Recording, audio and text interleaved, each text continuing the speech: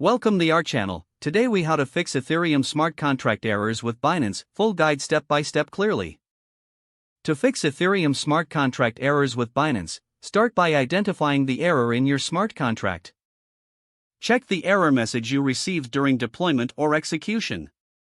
Access the Binance Smart Chain Explorer to gather more information about the specific transaction or contract.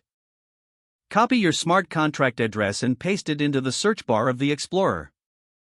Review the transaction details to identify any abnormal activity or issues.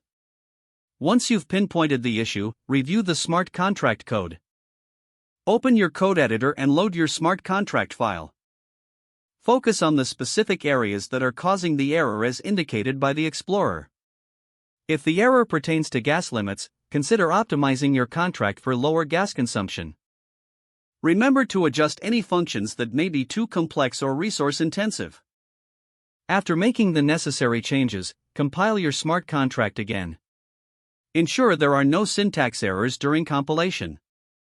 Next, deploy the corrected smart contract to a test network before attempting a mainnet deployment. Use a wallet with sufficient funds to cover the deployment costs. Once deployed on the test network, interact with the contract to test its functionality and behavior. Monitor the test transactions using the test network's Explorer to confirm successful execution. If the contract works perfectly in the test environment, proceed to deploy on the Binance Smart Chain mainnet. After the mainnet deployment, confirm the contract address and that it matches your expected output. Continue to monitor the smart contract for any unforeseen issues. If problems persist, consider seeking help from online forums or developer communities.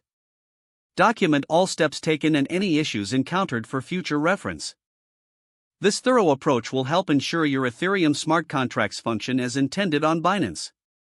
If the page does not load, refresh the browser or try again in a private or incognito window.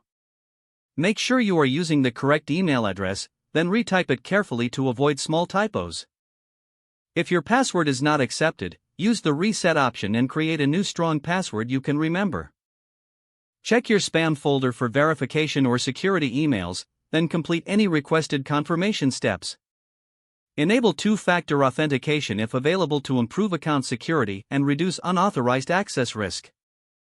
After signing in, review your profile details so your contact information and settings are accurate and current. Don't forget to like this video and subscribe to our channel for more step-by-step tech guides.